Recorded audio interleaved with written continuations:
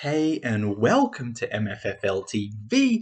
I'm your host Dylan, and today we're just going to have some more fun in the off season and compare the Dallas Mavericks to fellow rival Southwest teams. So we're going to be going through the Mavs team and then comparing it to see how it goes against the Spurs, Grizzlies, Pelicans, and Rockets. Before we go into much more, hit the subscribe button for more content. I will be trying to do this as a series and taking the Mavericks through other divisions in the NBA, just so we can sort of have something to do until the NBA actually starts. First, before I even start, let me know what you guys think. Who do you think is going to win the division? Who do you think is going to come last?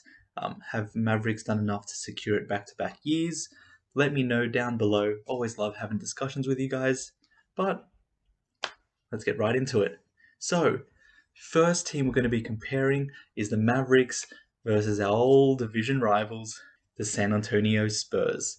Now, I sort of just want to go through the Mavs depth chart once. I don't want to go through every single team that we compare against, just because it's going to get a bit repetitive. So a depth chart I found I don't necessarily agree with, but they have Luka starting at the 1, Tim Hardaway, Finney Smith, Porzingis, and Powell. For me, I just don't really see a scenario where Reggie Bullock comes in as the marquee signing and doesn't start. I just think he fills so many different boxes for the Mavs. He might be our best perimeter defender, probably our best catch and shoot 3-point shooter. So I really think he's going to be in the starting lineup. As well as that, I'd probably put Porzingis to the 5 and have Bullock in replacing Powell. But some people want Powell to start and we won't really know because we've got a new coach. We don't really know how Jason Kidd's going to go about it. As well with this depth chart, I have seen a few comments, but they do have Josh Green over Sterling Brown. For me, I just don't think that's right. At least at this point, Josh Green's still too early in his development. I think he's too raw. And Sterling Brown, he had a productive season last season. Yes, it was for the worst team in the league. But, nonetheless, he got open shots and hit him. And that's something, we can't really say for Josh Green. But just taking a moment to head to our rivals. So the Spurs have lost quite a lot of players. They've lost Patty Mills, DeRozan, Rudy Gay, Lyles, Dieng, just to name a few. And, they have added some pieces in return. So you can see they brought in Thaddeus Young. They did bring in McDermott as well, but this depth chart doesn't have him there. Also, Zach Collins. Honestly, I think this is probably going to be the worst Spurs team we've seen in a while. I don't really expect them making the playoffs or winning many games at all. I think their only shot is, Popovich does typically get the best out of his players and always make them sort of overperform, I think. So for that reason, I do think like a DeJounte Murray and Derek White will again put up very good stats, probably even improve from last year. But I just think as a team, they're too thin at the moment. I think they've just lost too many players, not really been able to replace them. And I think with the amount of other teams that have made moves to make them better, I just see the Spurs really falling down. It's sad because you always, get a bit hyped for a Spurs Mavs game, but I just can't see them doing much in the Southwest Division or in the Western Conference at all this season. So I'm sort of just going to go right into the next one before I say anything worse. Now, the Pelicans. Yes, they lost Lonzo Ball. They did bring in Devontae Graham. I think they're going to miss out on losing Lonzo, although I don't think they really utilized him correctly in the first place. They sort of gave the ball to Zion a lot more and had him initiating the offense, sort of like a point forward a lot. So you really do minimize Lonzo's playmaking abilities with that. However, he's also a fantastic defender, and I don't think Graham really fits that void. However, he can be a guy that helps on offense, especially if they do have Zion running the game as well. I feel like Graham could, really explode here and have a great season. But I think defense and playmaking-wise, they have gotten worse. So from that standpoint, I'll have them as regressing a little bit. However, they did get Jonas Valanciunas, and I think, yes, they gave up Bledsoe and Steven Adams, but I think he's an upgrade. Bledsoe's really been on a downhill for me, I think. Jonas Valanciunas brings the same physicality as Steven Adams, but I think he's also going to be a much bigger force on the offensive end. And I think, with Zion and Jonas, teams are going to really struggle to contain those two big men.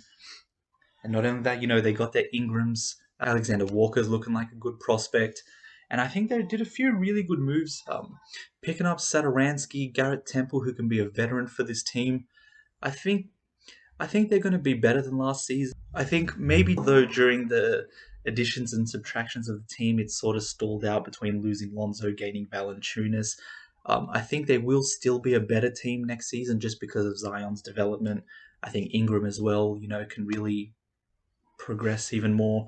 And I really don't favor the Mavs to be going up against Pelicans in a matchup. I think Mavs will probably have the better overall season. But in terms of when they play each other, we saw last season no one on this Mavs team can even be close to handle Zion. He's just way too physical. And I think the Pelicans will really be able to just destroy us on the boards and in the post-up game. However, where we have our strengths, I think we have a much stronger bench. With Brunson, depending on who plays, maybe Tim Hardaway Jr. is in the bench or Sterling Brown, Reggie Bullock. Also, with a potentially a Kleber coming off the bench, I think we're just going to be able to strengthen them there. And as well, we got Luka. He's still the best player on the court in this matchup. And I think, depending on how we play Porzingis, if we do sacrifice a big man and have Porzingis, I think he's going to be able to really have an advantage with Valanciunas on the perimeter. I think, if we can get Valanciunas away from the basket, he's very slow laterally as well. So I think maybe we can take advantage of that. However, honestly, I think the Pelicans will get the better, as I said, in the regular season matchups, but I expect Mavericks to have the better overall record. That being said, let's go right into the next one. To ruin everyone's OCD, the only one I could find was Mavericks on this side, so I'm sorry. But Memphis Grizzlies, they've got a really good starting five, I think, now with Ja Morant, Dylan Brooks, Kyle Anderson, Jaren Jackson Jr., and Steven Adams. I think they did take one step lower, losing Valanciunas. I thought he was a really good piece in this team and fit really well. However, Adams going to be another tough guy, really remind you of that grit and grind Grizzlies. He's just going to, set amazing screens for Ja Morant, for Dylan Brooks, and I think they're going to be able to excel off that. Not only that, but, they did get Zaire Williamson.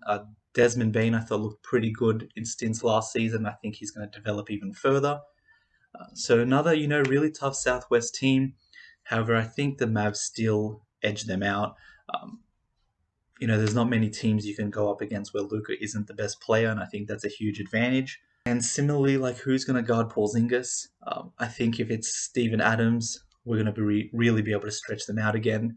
And I think that's Steven Adams' weakness, is really guarding people on the perimeter. He's, quite heavy-footed and can't defend more mobile, agile players. So I think that's another advantage we have over the Grizzlies.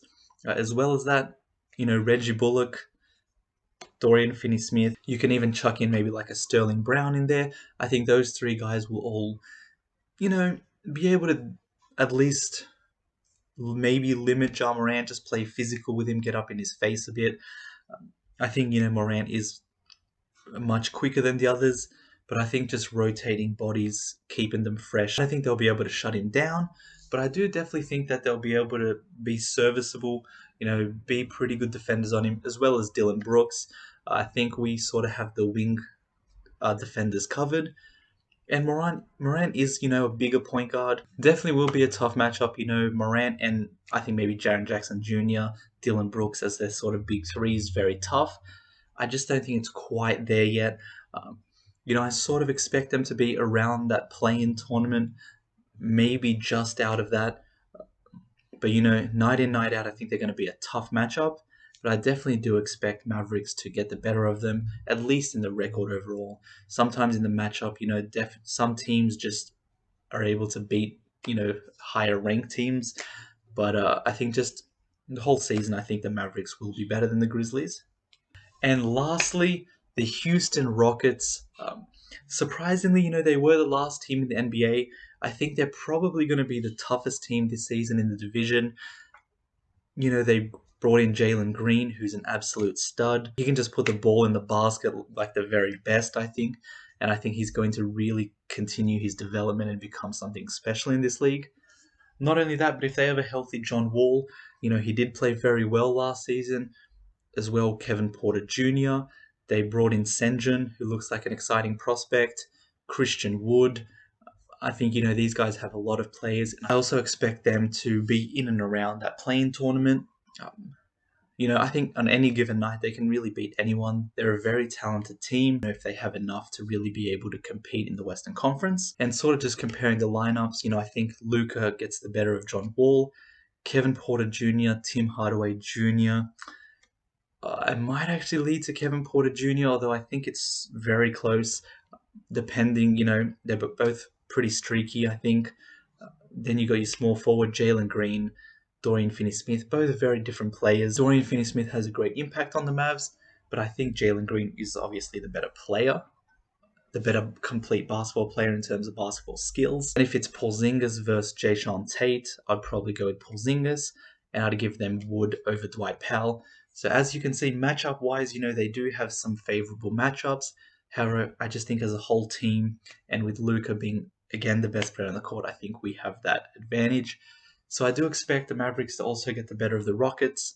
Just going to quickly go through my predictions of how I think the Southwest Division will look. So I think Mavs are going to win the division again.